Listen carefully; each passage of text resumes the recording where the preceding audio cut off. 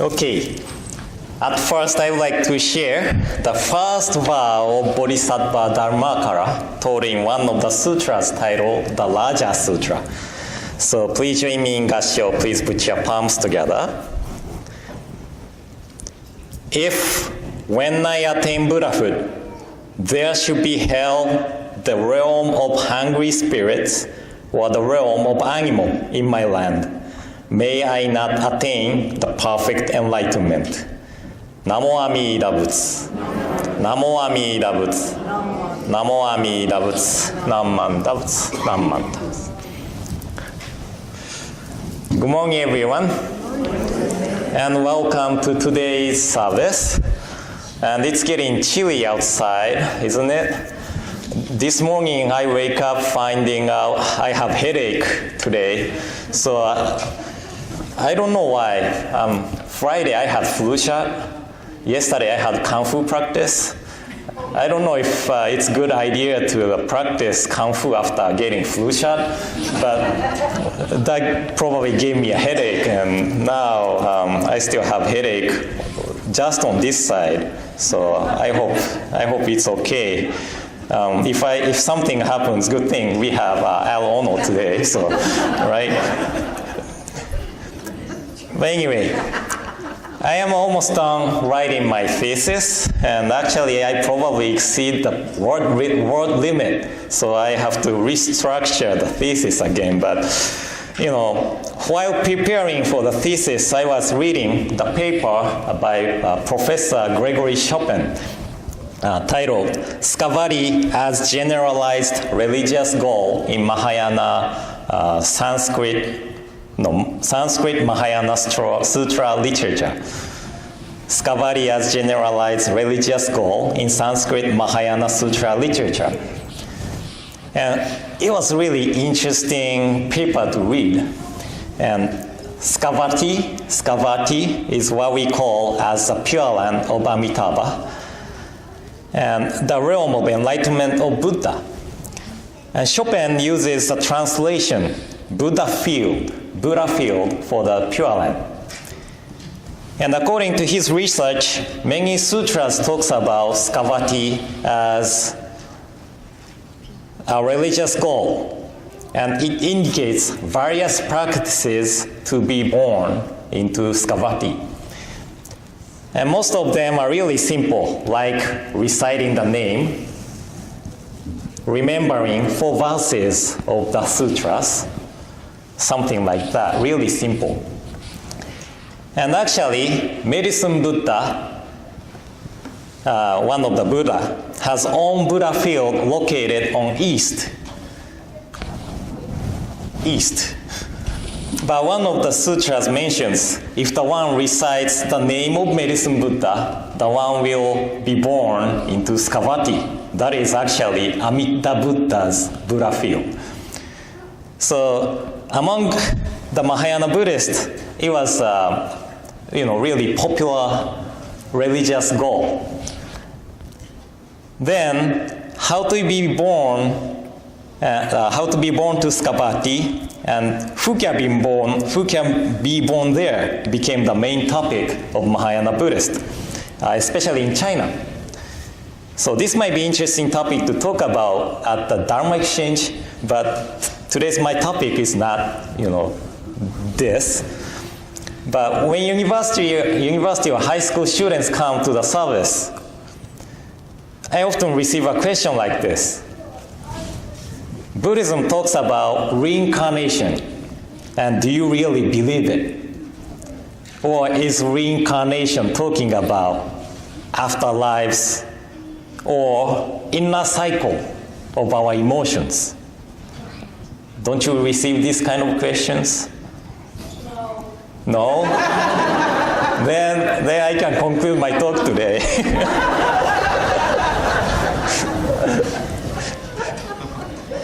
But I'm sure you have received this kind of questions from non-Buddhist friends, And I'm not sure how you are answering to this question, but let me share with you one of my answers for these questions today.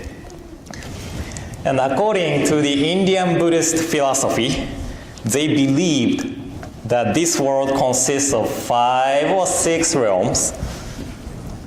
Do you remember that? I talked about it a few times and at the lecture too. Bottom one, Naraka, it's hell.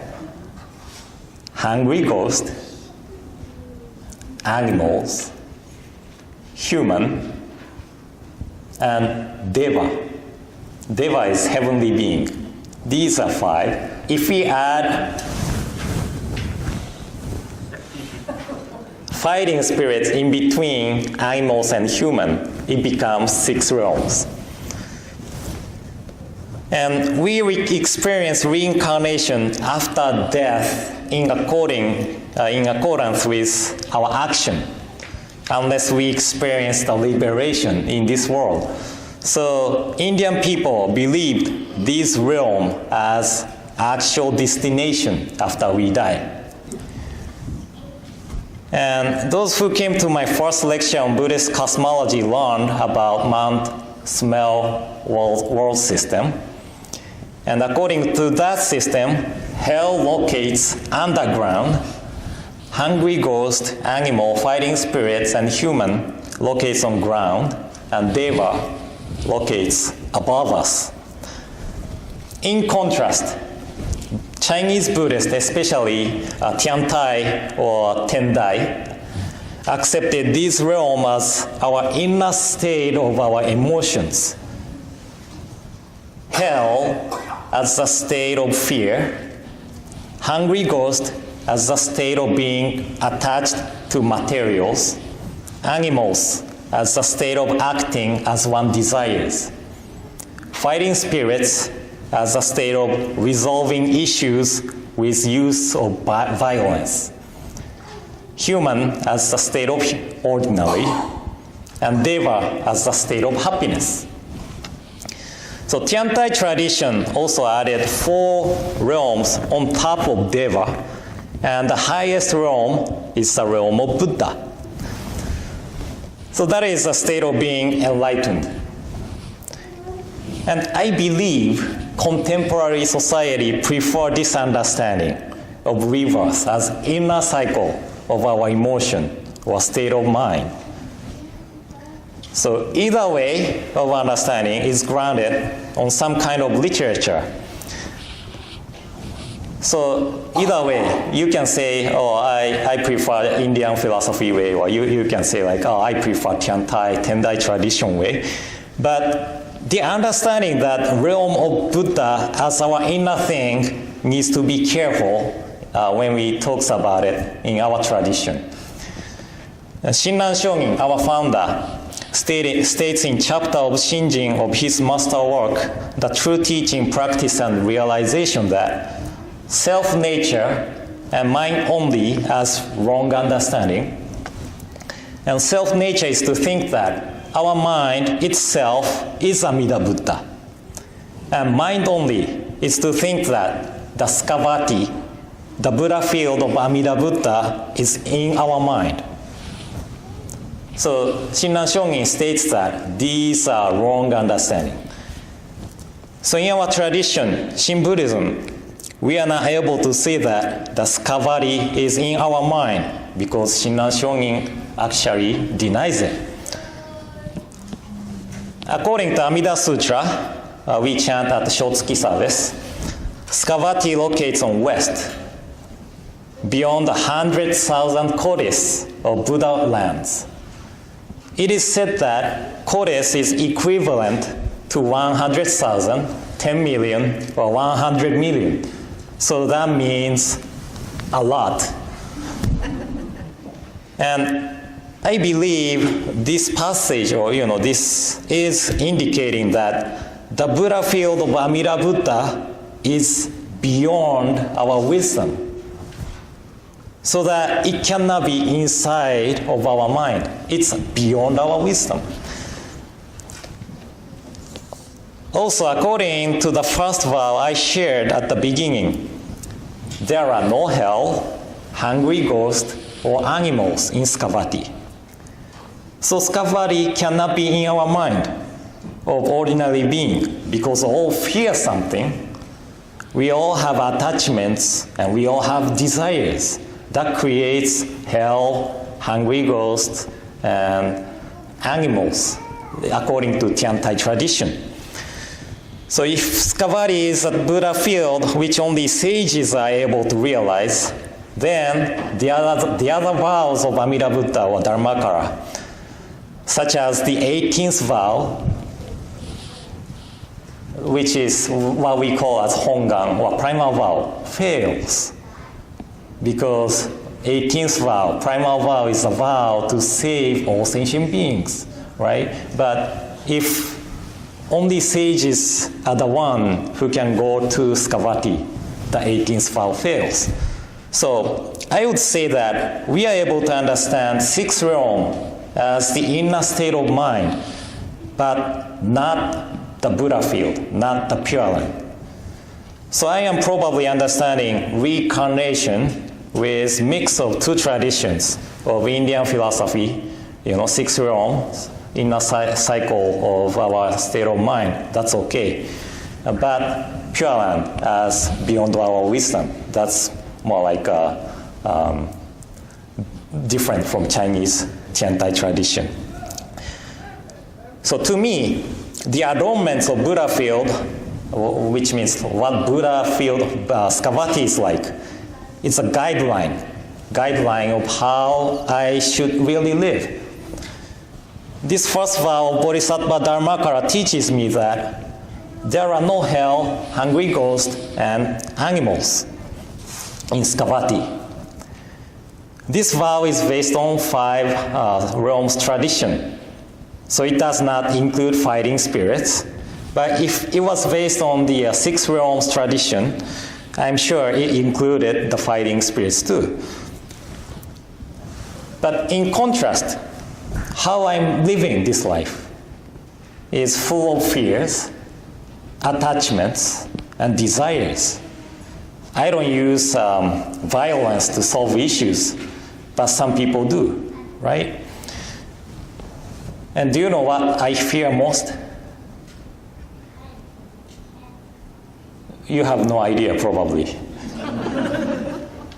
Cockroaches. Especially Japanese one, they're like this big, and they are fast.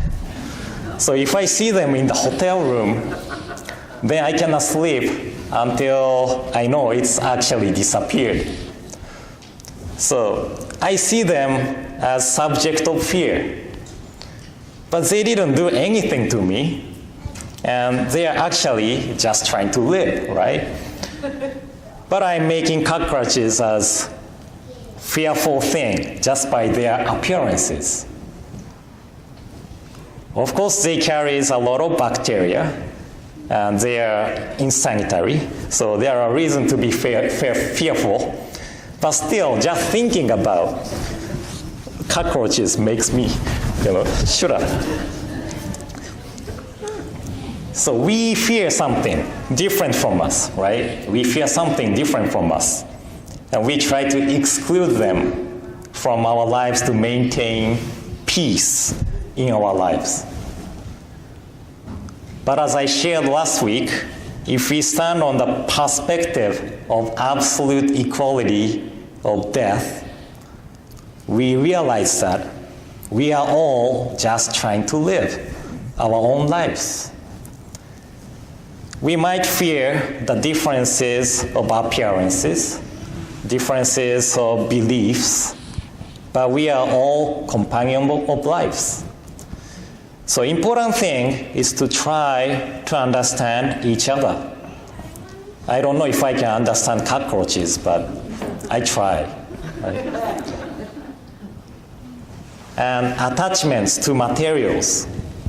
If possible, I like to eat good food every day. I like to own nice car, nice bass guitar, and so on. And my desires are countless. And by getting angry, I'm hurting someone's feeling, I'm sure. So I'm living opposite of how Skavati is like. But by knowing how Skavati, the realm of enlightenment is like, I am able to rethink my daily actions. So my father taught me that the Pureland, Skavati itself cannot be here, but the working of the Pureland is always here. So some people insist that this right here, right now is the Pureland, but I don't think so. I can understand the working of Pureland is here and now, but Skavati Pureland cannot be here and now, according to my father, and I really agree to my father.